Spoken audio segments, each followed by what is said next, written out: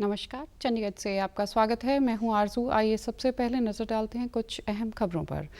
प्रधानमंत्री आज virtual India ideas summit को करेंगे संबोधित।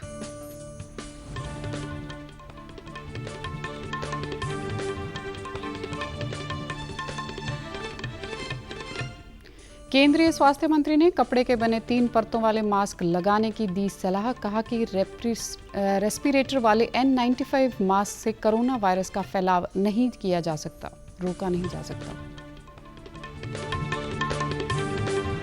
और चंडीगढ़ के सभी विभागों का एक ही स्थान पर मिलेगा डाटा। प्रशासक ने लॉन्च किया एडमिनिस्ट्रेटर डैशबोर्ड।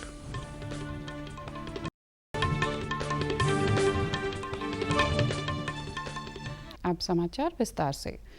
प्रधानमंत्री नरेंद्र मोदी आज वर्चुअल इंडिया आइडियाज समिट को संबोधित करेंगे। इस ऑनलाइन सम्मेलन में कोविड-19 के बाद के वैश्विक परिदृश्य में सहयोग पर विचार विमर्श होगा।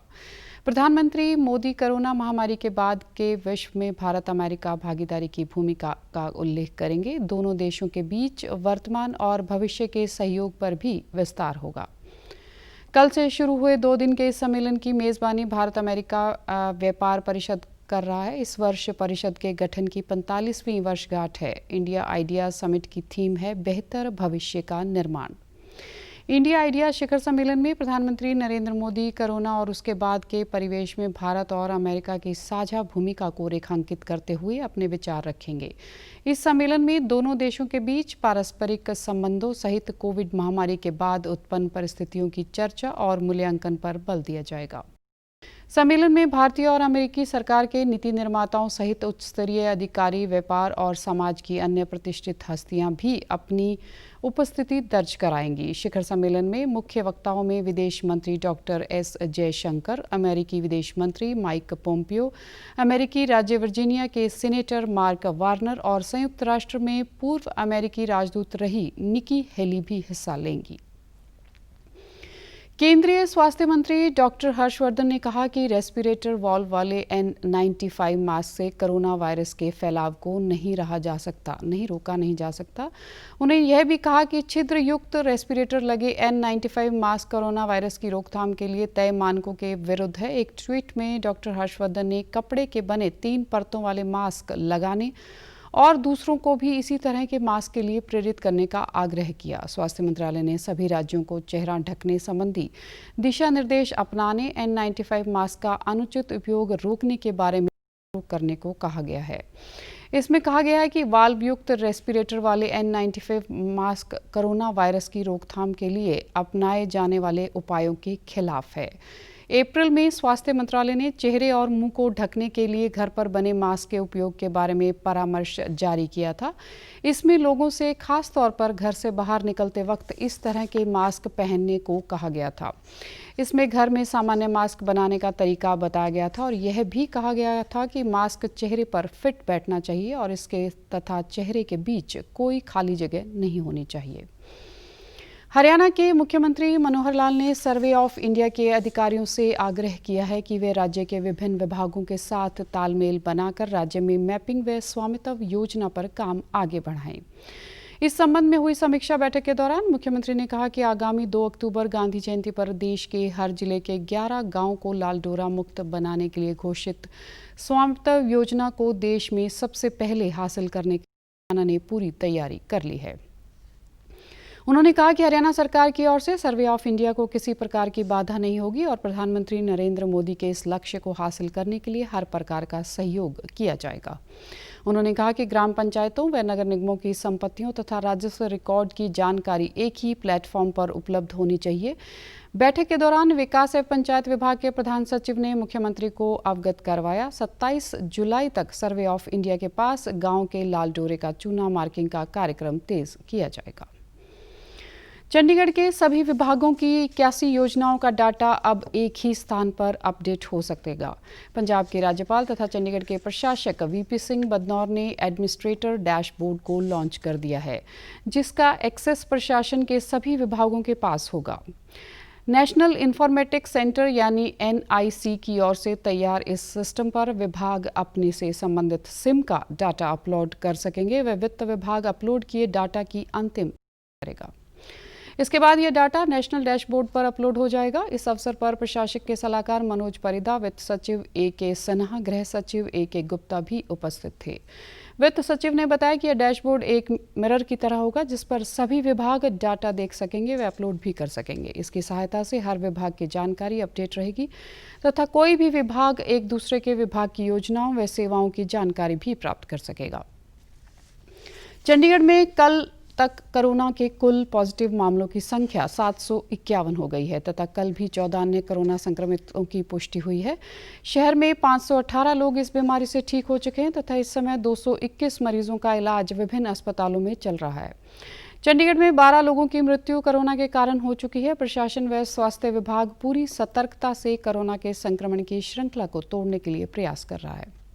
पॉजिटिव मरीजों के संपर्क में आए लोगों की टेस्टिंग व क्वारंटीन किया जा रहा है। पुलिस की ओर से शहर में तथा शहर की सीमाओं पर चेकिंग की जा रही है व लोगों को मास्क पहनने तथा सामाजिक दूरी के नियमों के बारे में जागरूक करने के लिए सेक्टर 22 के बाजार स्थित कुछ अन्य स्थानों पर फ्लैग मार्च भी किया गया। रात के समय 10 बजे से प्रातः 5 बजे तक कर्फ्यू का उल्लंघन करने वाले लोगों के खिलाफ कार्रवाई जारी है तथा सैकड़ों गाड़ियों को जब्त किया गया है। इसके अतिरिक्त मास्क न पहनने वालों के खिलाफ भी कार्रवाई की जा रही है। प्रशासन ने लोगों से जारी हिदायतों का पालन करने की अपील की है क्योंकि जारी हिदायतें कोरोना से बचाव के लिए जरूरी हैं।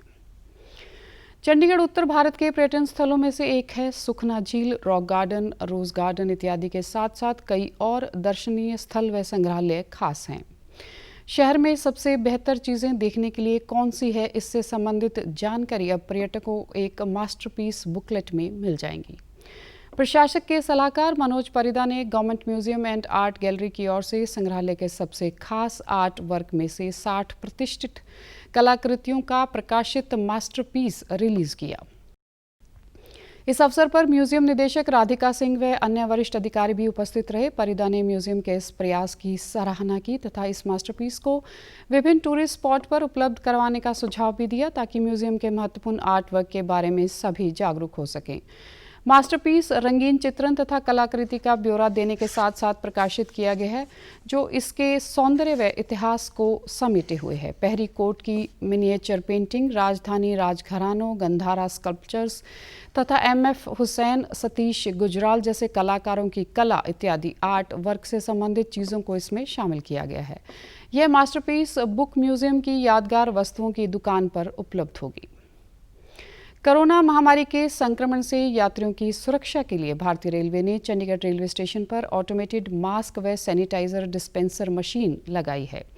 इस मशीन से यात्रियों को काफ़ी लाभ मिलेगा। अब मशीन में पैसे डालो और बटन दबाकर मास्क व सैनिटाइजर लेने की रेलवे स्टेशन पर हुई पर देखिए हमारी एक खास रिपोर्ट। अगर कोई यात्री चंडीगढ़ से रेल यात्रा के दौरान अपना मास्क या सैनिटाइजर लाना भूल जाए तो अब उसे चिंता करने की आवश्यकता नहीं है क्योंकि वह स्टेशन पर ही मास्क और सैनिटाइजर ले सकता है। भारतीय रेलवे ने चंडीगढ़ रेलवे स्टेशन पर ऑटोमेटेड मास्क और सैनिटाइजर डिस्पेंसर मशीन लगाई है।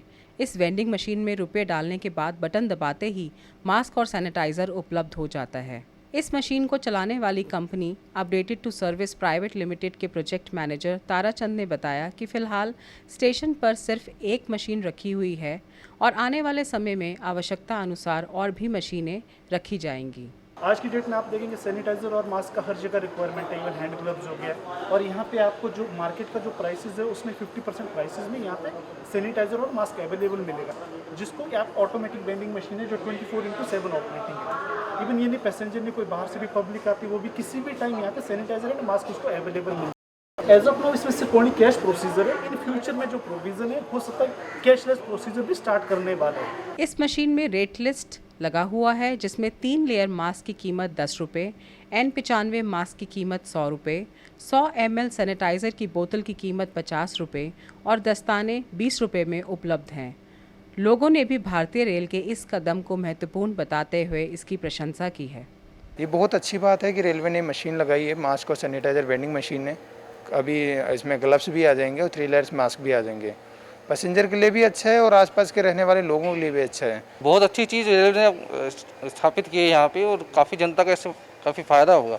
जो लोग भूल जाते हैं ना लाना मास्क सैनिटाइजर अपने घर से, तो वो क्या करेंगे, वो आपको ये प्रोवाइड करा सकता है बड़े ईजी तरीके से।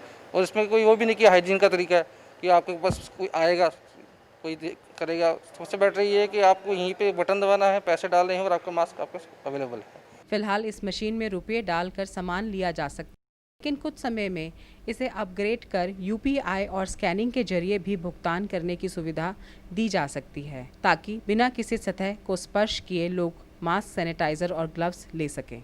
आकांक्षा सक्सेना की रिपोर्ट, डीडी न्यूज़ चंडीगढ़।